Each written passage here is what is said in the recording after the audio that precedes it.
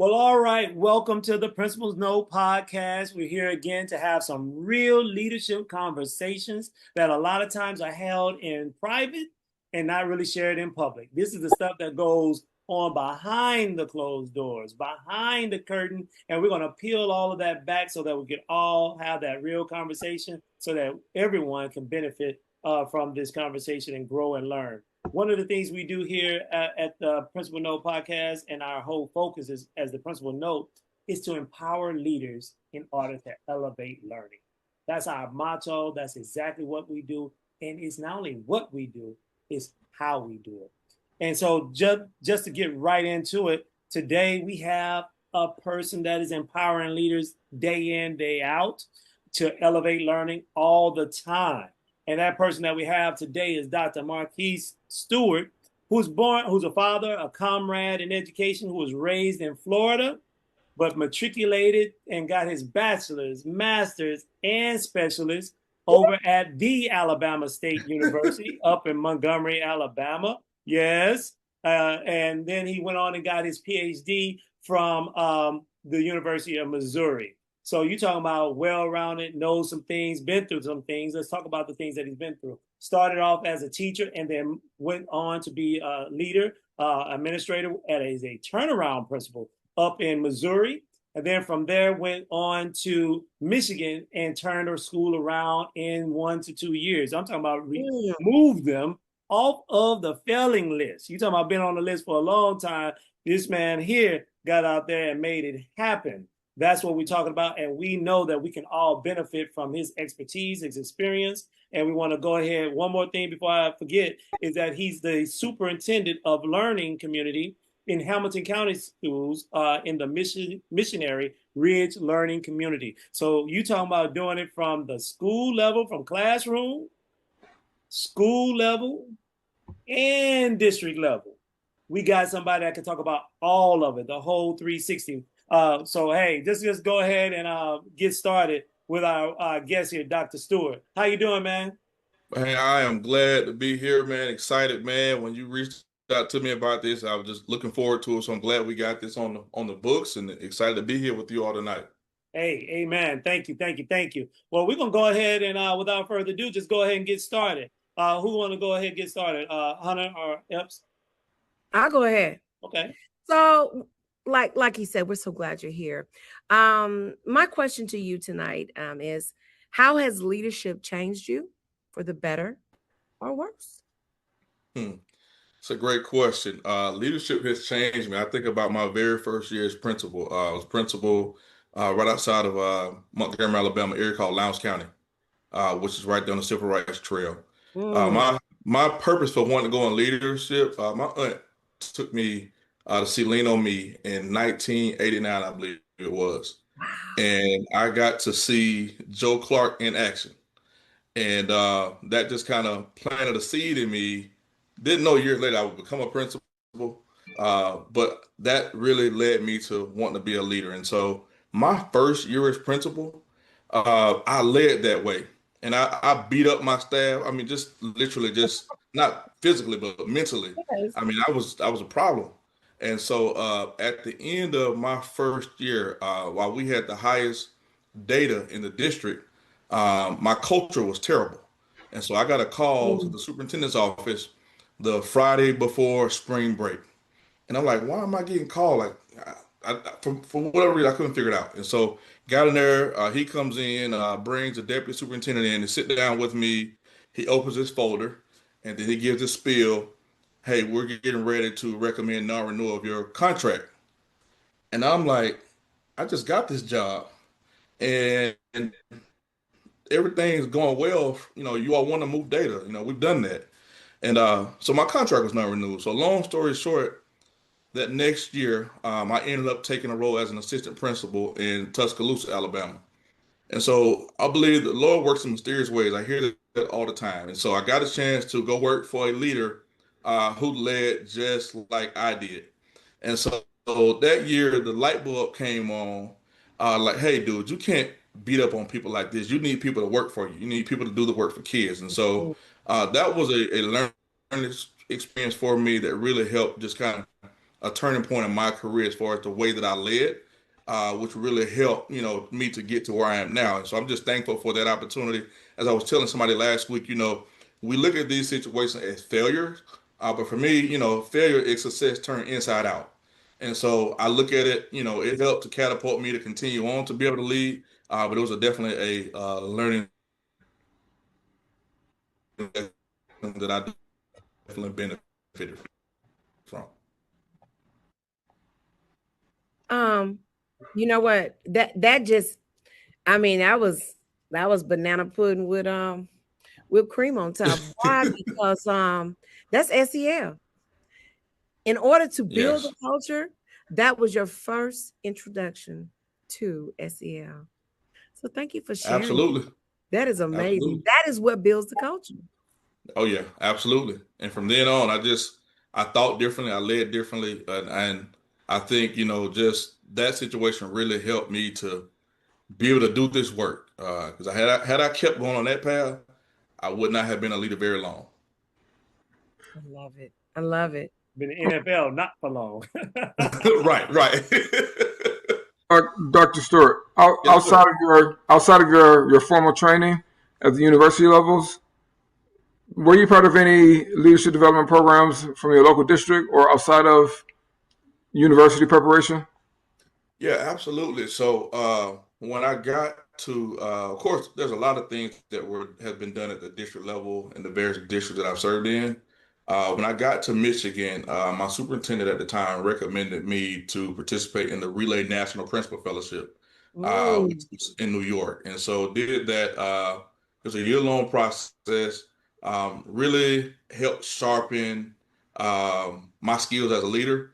But that's one. But then also, when I worked in APS, we had a chance to go to the Harvard School Turnaround Leadership program, and so that really, again, gave me a different lens of outside of the norm for what I was experiencing every day in APS, just to see things from a bigger perspective. And so, yeah, I've had those experiences from groups like that, but also just going to different conferences. I've learned a lot. Picked up on. I watch. I'm 25 years of education.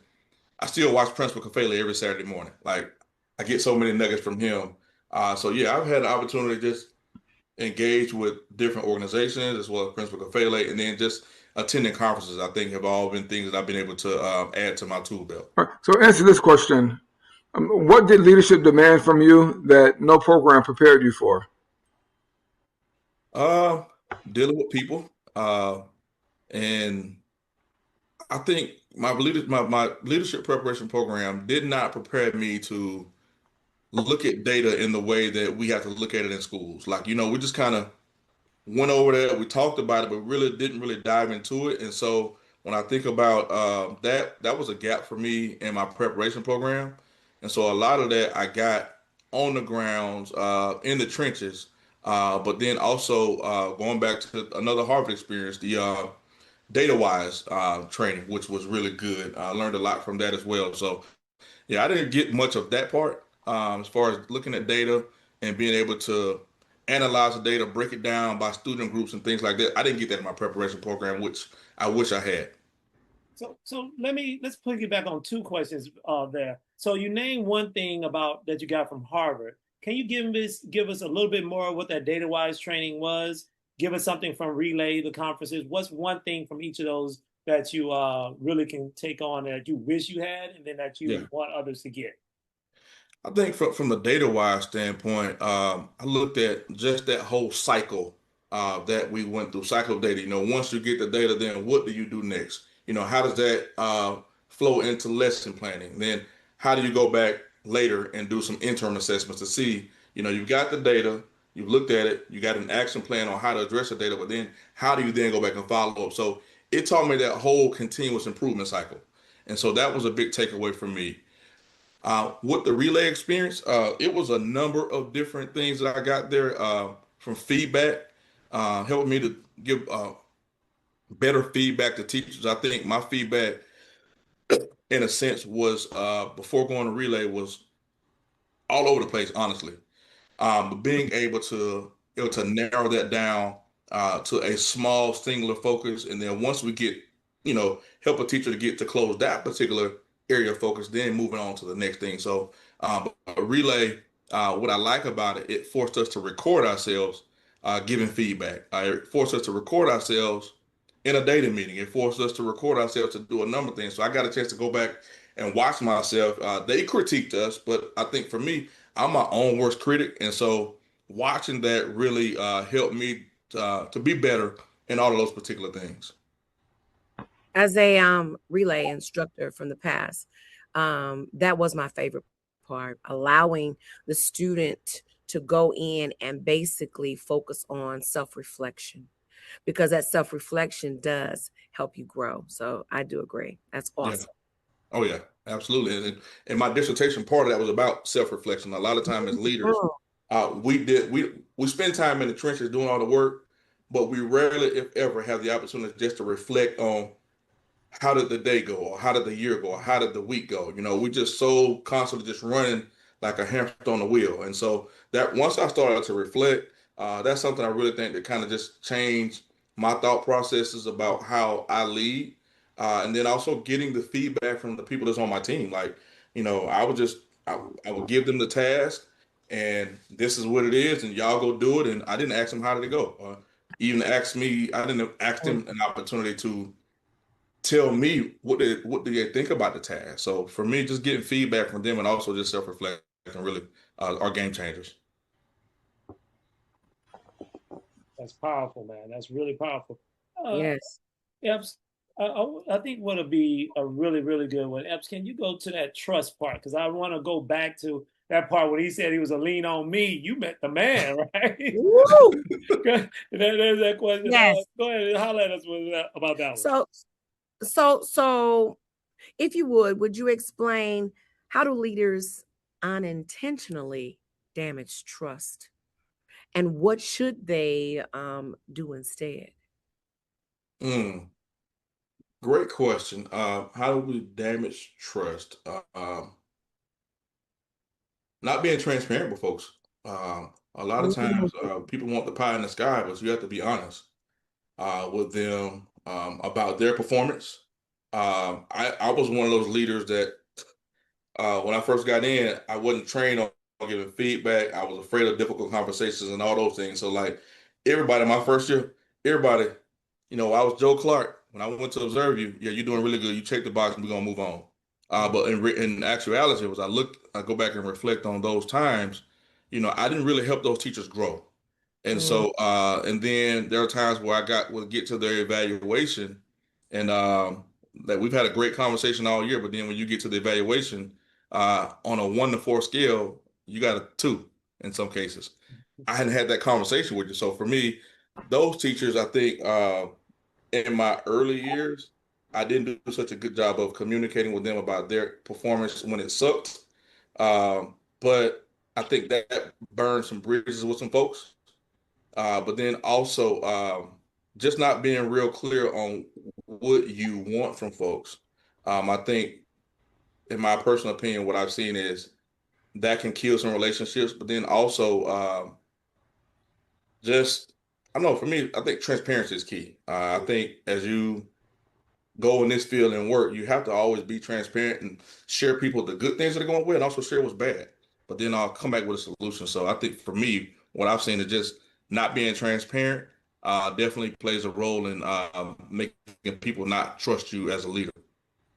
So if you had to give some advice today about trust, you said transparency, but what does that look like? Do you explain to a new principal, superintendent, that building trust looks like?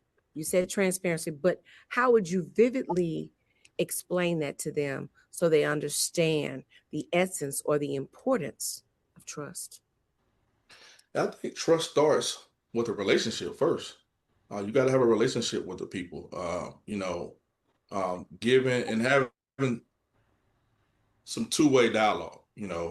I can't be the only voice in the room. You got to allow others to elevate their voices in the space as well. And you got to be able, as a leader, you got to be able to listen to that, and then allow them to be a part of decisions. Of course, as leaders, there are going to be some decisions that we're going to make that everybody might not agree with.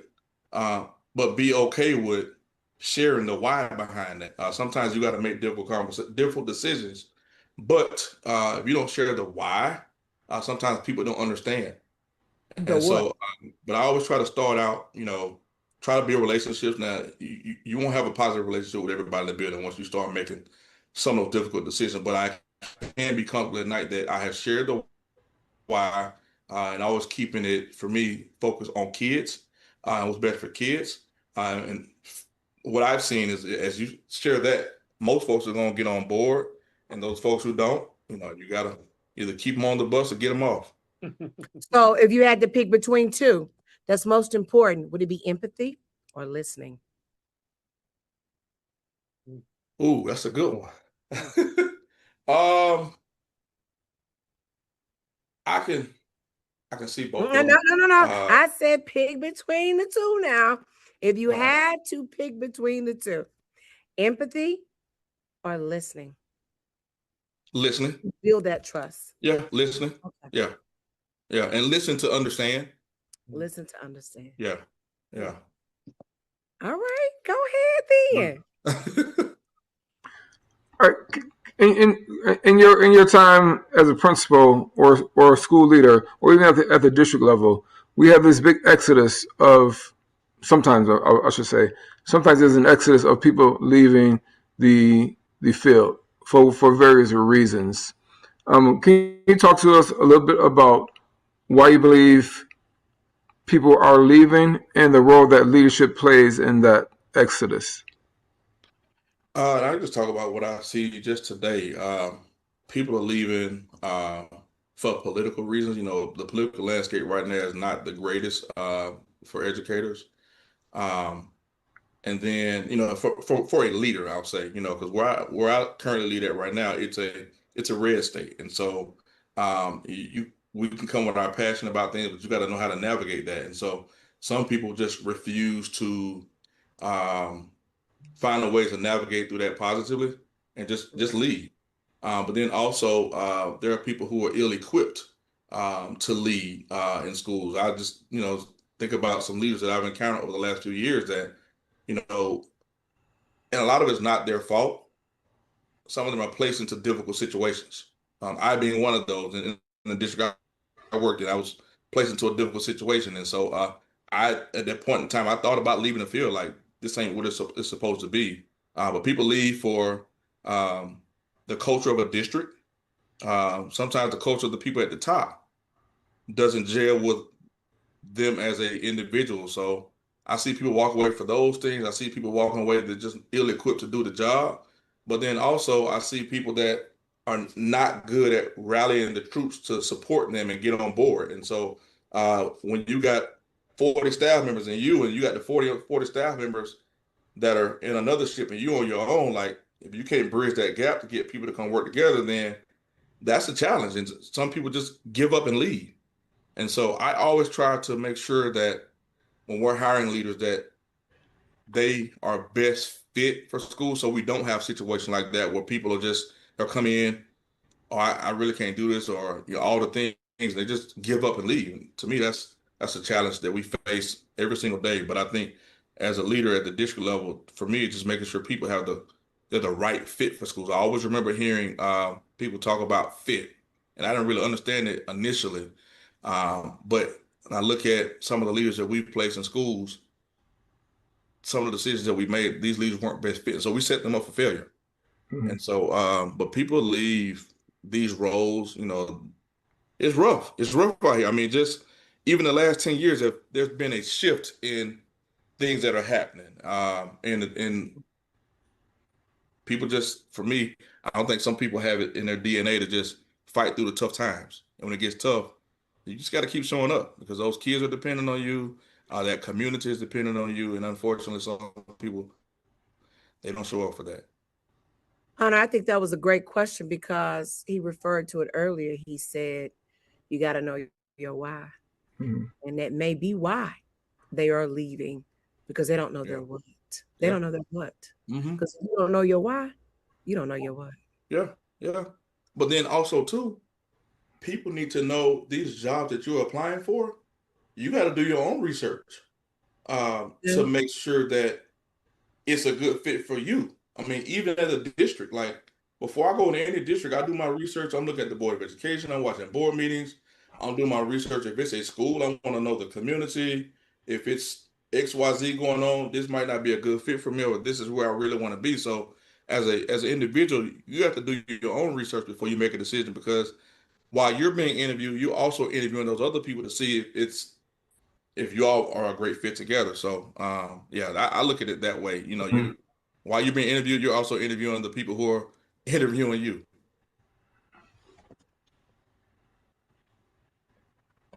So when you said ill-equipped, give me two things that make an ill-equipped leader.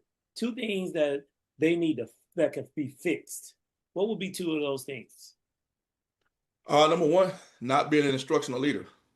Um, I see people who have not spent time as an instructional coach, and you come to the principalship and you can't talk instructional, you can't lead a school that's underperforming. You Mm. can't. You struggle with giving feedback to teachers. You struggle with looking at data. And so those are things, leading in schools that I've been fortunate enough to lead. These are things that are essential for your success. And if you're not an instructional leader, it's gonna be kind of hard for you to, you know, move the work essentially. On the other side of it, just not being, and going back to the conversation earlier about working with people, you have to understand that everybody doesn't think like you. You have to understand there are diverse people in the schools, and you have to be able to put yourself in a situation where you can give them an opportunity to share their voice, but also be able to get them to understand the why to do the work. And if you don't have those people skills, because in education, unfortunately, sometimes you have to be a politician. And if that's something I didn't have early on, going back to my situation I spoke of earlier, I again just going in and being Joe Clark. I had a teacher in my building who was on the city council, and like I did a lot to I was writing her up all the time and didn't know until after I left that this lady was hosting meetings on the weekends to rally parents to get me terminated. And so didn't realize the political savvy pull that she had. I just thought she was just a special ed teacher. But yeah, you live and you learn. So just being able to be people, people focused and be able to talk to people and communicate them and around a vision. You don't have that, then that's a little rough. And I guess that's why I asked you earlier, was it empathy or listening? Yeah. For me, it's empathy, Hmm. because you got to think about everybody's not going to speak. And when they speak, are people really listening? Or do they even have a voice Hmm. because of the ill that they may exhibit? Yeah. Yeah. Absolutely. But you got to create those spaces as a leader where people can have a voice, and you have to let them know. Like I don't walk around wearing learning community superintendent on my shirt. I go talk to teachers, and I Mhm. build relationships with. From my level, I can call out 10 teachers right now that I have positive relationships with. That if I want to get their opinion on something that we're pushing at the district, they can give me their honest opinion on what they think about it. But that's because the relationship is there. But if I don't have that relationship, then it's pretty much not a great thing. And so yeah. How did you establish trust when you walked into this new position? What did that look like? Um You said in the beginning, you got to get their trust. So what yeah, did you do? I was just me. I think the type charismatic leader that I am, and letting the people know that I realize that, in this seat, I'm not the expert. I'm not the end all be all. I don't know it all, but I'm willing to listen and learn from each other. And so for me, I connected with my leaders like the first day. I told them my story, I told them my ups, and I told them my downs. And that helped them to connect with me. And some of those barriers that I saw when I first got introduced, I could tell some people weren't really trusting of me coming in from the outside into their organization. They've been there for 20, 30 years. And so just for me, I did that coming in as far as building relationships. I did one-on-ones with each principal as well. So my first week on the job, Mm. I spent 2 hours with them, walking their building, getting to know them. I wanted to know about their families. And so we always start our one-on-ones off. I want to talk to you. How's your child doing? I know they got children in college. They got some that are, in their schools. And so always asking about them to let them know that I care before we get to the work, and going back to the empathetic side, I have people who have other things that are going on outside of schools. And so just checking on them on a regular basis. Like I always send them a motivational message on Wednesdays. And so all of them, they read it and some reply and it starts a whole conversation starter within our little group. But I mean, just doing little things to build relationships so that they know that they can trust me. And then also when I have to have those difficult conversations, they know it's coming from a good place. So did you get training to do that as well? I did not. I did not. I did not. You see what I mean? That's Yeah. SEL all the way. Yeah. Every leader, every superintendent should have all 5 elements of emotional learning. Absolutely. I agree with that. 15 years ago, I would disagree with you. But knowing what I know now, I've grown. You've been talking SEL all day. I swear you're certified. Okay. Marques, this is a good segue into the next question that I have for you, and you kind of alluded to it earlier, but we oftentimes talk about the qualities and qualifications that it takes to be a leader versus the readiness and preparedness of what it takes to be a leader. Give us some distinction between the two, the qualifications to be a leader versus the preparedness and readiness for the role of leadership. Good question. Yeah. Qualifications, people can have the degrees and the certifications that'll get you to the table, but that does not necessarily equate to you being an effective leader. And like I said, I've seen it on both sides. I've seen people with PhDs who can't stand before people and lead them. But then I see people who have had experiences in the schools. They've been an instructional coach. They've been a dean of students. They've done, they've led committees. And so they've gone through the things that would help them to easily transition over to becoming an assistant principal or principal because they work with teachers, they've led teachers, they've talked about instruction, they've met with parents, they've dealt with all those things that help them be able to transfer that over to being a leader versus those people who have gone to school. And I'll just say I've seen a leader about 3 weeks ago in another state.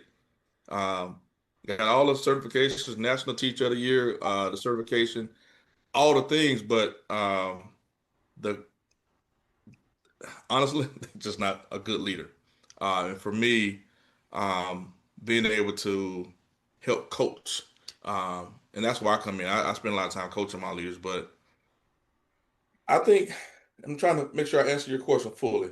There's a old quote that I remember an old superintendent saying, those people who are called to lead, they may be qualified, but may not be certified. And I'll just give an example, like leading in a Harper Archer, it takes a special type person.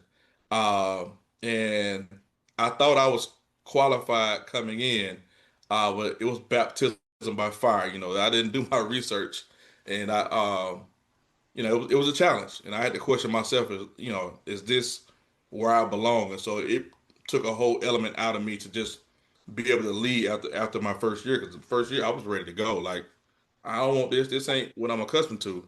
But my experiences prior to that,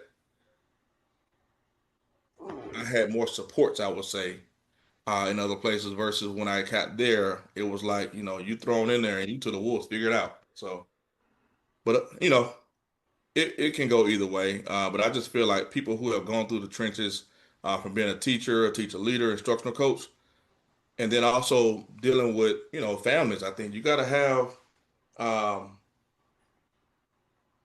that to me to help you transfer that into being an effective leader. But just having a degree and certificate doesn't necessarily mean you're the best person for those jobs. Correct. Before we shift into the instructional side a little more, I got to ask you, what's a hard truth about leadership that people just don't say out loud? Like you just gave some insight on some things.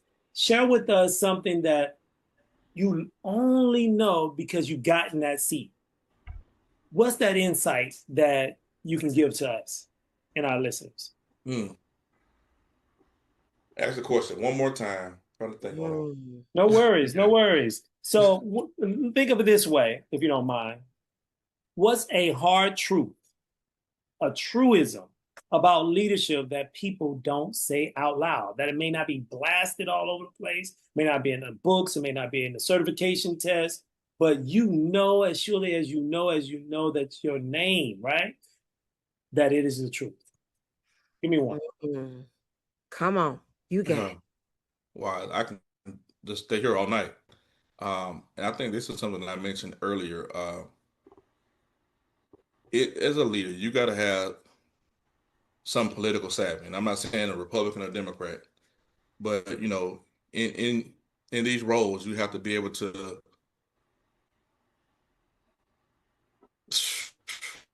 Man, it's a good question.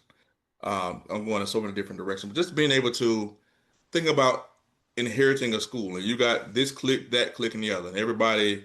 You as a leader have to figure out how to unify them. I didn't have that. I just thought coming in that as a leader, you tell people what to do, and they're gonna do it. Learn that that's not always the case. You're gonna have people who they do things at their own pace, or they won't do it at all.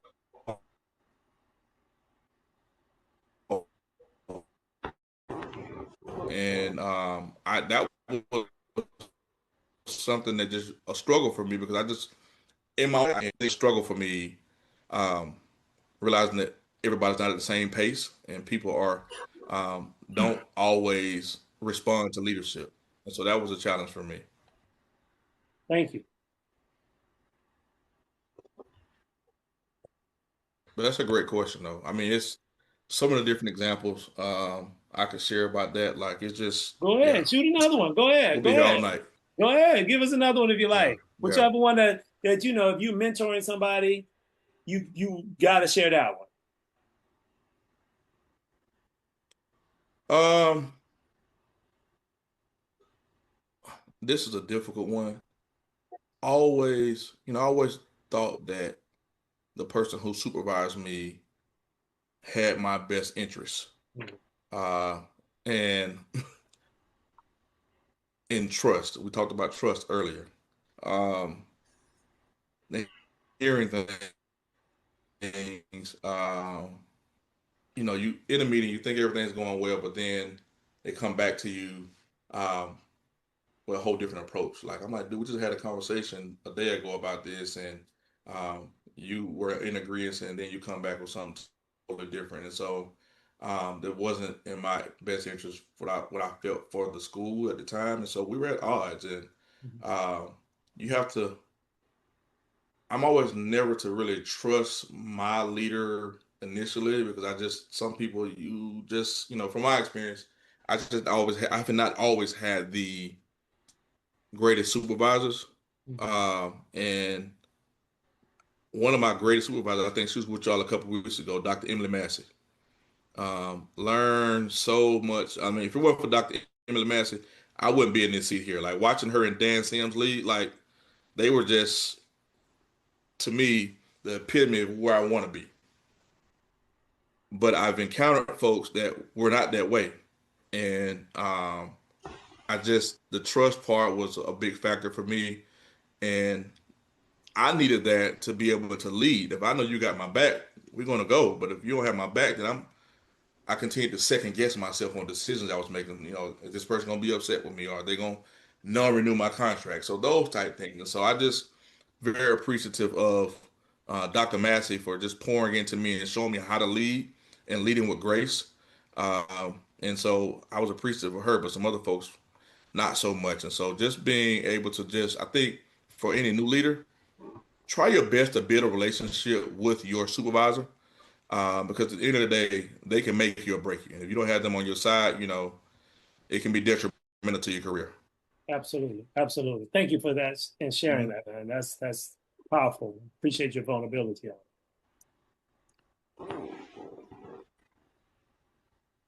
Hodge, I must say, I agree. That reminded me of you and I. I mean, Best Academy, what? Yes, yes. I walked in, I was like, uh-oh, who is this man? Who are these people?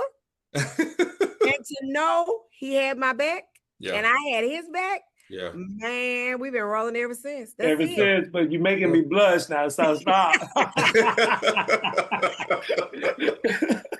That was the T right there, Yeah. Stewart. That was the T right there.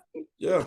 And then, but that's important. Like even coming into my role where I am now, my deputy superintendent, when I tell you I have grown so much, like she trusted me from the onset. I'm like, I'm 30 days in, and you asking me about major decisions, asking me about my opinion on a major decision that could affect lots of kids. Like, you asking me, I only been on the job 30 days, so that let me know right then she trusted me. But just she poured so much into me. Like, as a result of that, I now feel like I'm ready to be somebody's superintendent very soon, based on Come on, claim it. that. Let's Yes, go. sir. Yes, sir. Yeah. Congratulations. Woo! Yeah. So, I mean, she just kind of validated a lot of things, but helped to pour into me. And unfortunately, she just resigned, take another position with a nonprofit organization. But like that was a big blow to our district. But like, I just appreciate all that she did to pour into all of us as leaders. Like, we were all sad the day she said she was leaving. Like, it wasn't a dry eye in the room. Like, and I'm not an emotional gossip, but like, really? But you know, that's the type of leader that I strive to be as a person. I love it. Thanks for sharing. Yeah, yeah. That's it. Hunter, what you over there thinking? I know you got. I'm on our next question. I see it. Come on.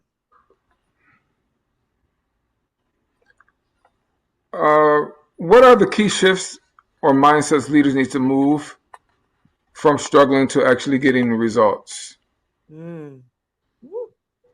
I think for me, I think about you got to have a system in place. You know, your system has to, and you got to work that system to make it work. I think about just a continuous improvement cycle. That's something that I did not have earlier on in my career. I wish I had had. I think we would have done a lot, you know, a lot more for kids had we had that. But I think about identifying, like for speaking of instruction, like we look at instruction in two buckets in Chattanooga, you know, academics, and then we also look at personalization. And so we also include what's called a continuous improvement cycle that we use. So we do what's called, and I'm going way down the rabbit hole, but to get to where I want to go. But we tier our schools based upon their performance. Once we tier the schools, there's four tiers. The tier three and tier four schools, we see them a lot more than we would see in other schools. But as a leader, these leaders get what's called a continuous improvement plan. They focus on, for example, I was just say checking for understanding. If checking for understanding is a weakness in their school improvement plan, when we come visit their building, we look for those things. As a result of that, we then give them feedback. Then they create that plan. And so, I want to know over the next 6 weeks, how are you going to address checking for understanding? So, as a leader, what is your PD behind that? How often are you in classes? Because you know we can't just say we want to improve, but then you don't go visit classes. You know we can't let discipline be an excuse to keep you from getting in classes. In places I've gone, discipline has taken me away from instruction, which and that was a negative had a negative impact on kids. And so, as a leader, you got to set some type of a system where you're visiting classes. You got to set a system where you're giving feedback, but also a system where you're looking collectively as a group. So you and your leadership team are walking classes, and you all are calibrating on what you're seeing. And so that system that I've seen, you know, just in the last 2 years in Chattanooga has moved several of our schools. And so that's one system. But as a leader, you got to figure out what system works best for you and your team. But if you don't have a system, then you're preparing to fail. And so I will always encourage leaders to develop systems around academics, but also develop systems around personalization, that climate and culture piece. You know, those are things that you have to have. And if you don't have those going in, you better get them real fast, because if you don't have some systems, the culture will spiral out of control, but then also academics won't improve. Absolutely. Hey, you taking the words out of my mouth. I have a saying, Fejas, for everything, have a system. So you're right. Absolutely. So yes, that's Absolutely. my acronym for everything Love have a it. system. So I that's love it. perfect. Yeah. You're so right. Mm-hmm. So it sounds like you basically said, just like you have a coaching cycle, Mm-hmm. you need that coaching cycle to do that turnover, to turn it Absolutely. around. And in that coaching cycle, everyone has a role. So then you come back, whether it's small group, whole group, and then make it applicable to what needs to be done to master the standard or the skill that's needed. Absolutely. I love it. Absolutely. Let me ask you this real quick, Brother Stewart. How did you turn the school around?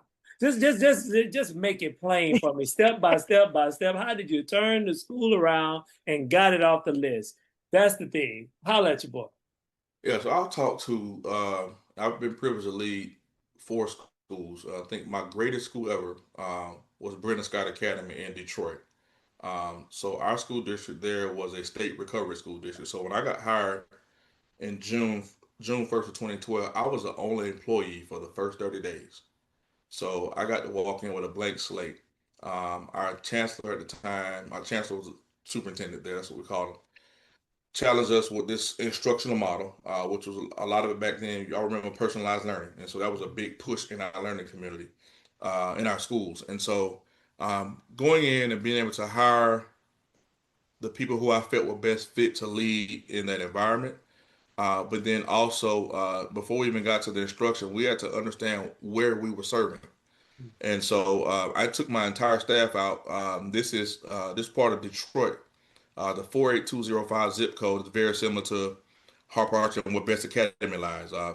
Had the highest crime rate in the United States. You know, all the native statistics were there. And so I thought it was very important for us to be able to go out to the community. We needed to meet families. We needed to meet people who live in the community. We asked questions. We were interviewing. We want to know everything about this school and about the kids that we were going to receive. So we spent time doing that. We spent, before school started, on our instructional model, the month of August, because in Michigan, school doesn't start until September. So we got our teachers in 30 days before school started and took them through some intense training on this student-centered learning model. In that district, we didn't have grade levels. We abolished grade levels. Kids were placed in classes based upon their instructional level. And so we had kids that were traditionally may have been in a fourth grade class, but were functioning at a sixth grade level. And so in most schools, those kids would sit in class and be bored all year. No, we put those kids in a class that they were able to master and move forward. And so, not having the grade levels really helped push kids. We were challenged with ensuring that all of our kids, the goal for them by the end of the year was to make 1.5 years growth. By the end of our first year there, with the instructional model that we had, 72% of kids made 1 or more years growth in reading, and we had 63% do the same thing in math. But inside of those numbers, we had kids that made 2 or more years growth based upon that model. And so we spent a lot of time with my leadership team. We spent a lot of time together. It's almost like we were pledging. We just spent that amount of time together, debriefing on what we saw, giving feedback, doing walkthroughs. But in addition to that, we had to, because the community weren't as trusting of us as well. Because again, we took schools away from Detroit public schools and brought in this outside state-ran school district. And so parents initially weren't trusting of us. So like our first community meeting, I remember this parent standing up and telling me, because I was going through the data, that's a lie. This school is a high performing school. I was the tutor here. I'm like, well, ma'am, politely, data doesn't show that. And so the previous leadership hadn't shared how the school was performing. And so again, going back to what I said earlier, just being very transparent in the community, because they weren't as trusting of us initially, but when they saw the work that we were doing and the systems that we put in place, and then how we celebrated parents, like we had everybody in that building. Like we had the U.S. Secretary of Education, Arnie Duncan, came one day, and he wrote an article about what was happening in our schools should be happening across the country. Like that's when I knew Marques, the leader, had arrived. When Arnie Duncan walked in and he knew my name, I'm like, wow, this is huge. But those things that we did there, from the ground up, we truly built a school from nothing. Like the challenges that we experienced before the school year started, our Title I funds were taken away 2 weeks before school started. So it was again the politics of that district was a challenge, but we were able to really beat the odds in a lot of places. Like we at the end of our second year, we were ranked number 5 out of 122 K-8 buildings for academic growth. We were rated as one of Detroit's top 29 schools for improvements on our climate and culture. And so, aside from the instruction, like I told my teachers, the first month of school, I don't want you picking up a book. Let's focus on relationships because we knew this school had some of the highest out of school suspension data in Detroit the year prior to our arrival. In addition to that, they had one of the lowest average daily attendance. Like when we got there, the attendance the year prior was 77%, and that's almost unheard of in a elementary kids typically come to school. They weren't coming then, and so we were able to put systems in place to address attendance. Our attendance went from 77 to 93 the first year, and then the next year when I left, we were running 95%. Suspensions reduced tremendously, and I think a lot of that because of the relationships that our teachers had built at the front end of the school year with parents and also families played a role into that. So we truly created a school where it was almost like a Walmart, and so we just had a number of things that worked in our favor, and so God blessed us to be able to have a significant impact on that community, and it's still the sign's still out of that school to this day. I look on the website; it's still there in front of the school, just the things that we were able to do, and so it was just to me, if I had to say one thing, I could definitely talk about instruction, but just the relationships that we have built both inside and outside of school to get people to believe in us really play a role in our instructional model did as well. But if you ask me the one thing, I think the relationships really played a key role in everything that we did there. Yeah. Boy, you an SEL expert. What? But the thing is too, when I came to Atlanta, I thought I could do the same thing, and so what I had to realize is what worked in one school doesn't work over here. And so Mhm. for a while, I struggled because I didn't know Harper Archer and all the things that were going on there. 17 principals in 10 years. When I got there, I think I was the third in the year. And so no one had shared that information with me, but I just knew that I could take some things from my first and second school and bring to Harper Archer. And I quickly learned that, everything doesn't work everywhere. And so that was a challenge for me. So I think by year 3, we started to really start to see some positive things, but um, it wasn't to the level of my expectation. I would say that. So it was a great experience, though. All right. In closing, going back to give us one nugget or give one nugget to an aspiring or current leader that you think will help them in a major way. Before you interview, do your research on the school or system that you are looking to join. Not doing that, sometimes you won't do yourself any favors if you don't. Know something about the school. Know the mascots. I always try to find out, are there any famous people who attended this school? Are there famous people in this community that attended this school? Know those things. Don't just show up cold. And then look when you walk in the room, look like you want the job. Like I just sat through an interview last week, and the guy came in with a dingy polo shirt on and some slacks. Like you want to interview, you want to be a principal. Like, come on, dude. Like you got to know better than that. And so be prepared. Know where you're going, know where you're interviewing, know some things about the school if you can. A lot of the data is public information. Know the data, learn it, and be able to speak to that in your conversations, and not only speak to it, but also be able to ask questions and then offer some solutions that if you get that job, what can you do with this data? So just prepare ahead. Well, thank you so much, Dr. Stewart. We appreciate you sharing your insight, your wisdom. It has definitely been beneficial. I learned some things. I'm quite sure we all have.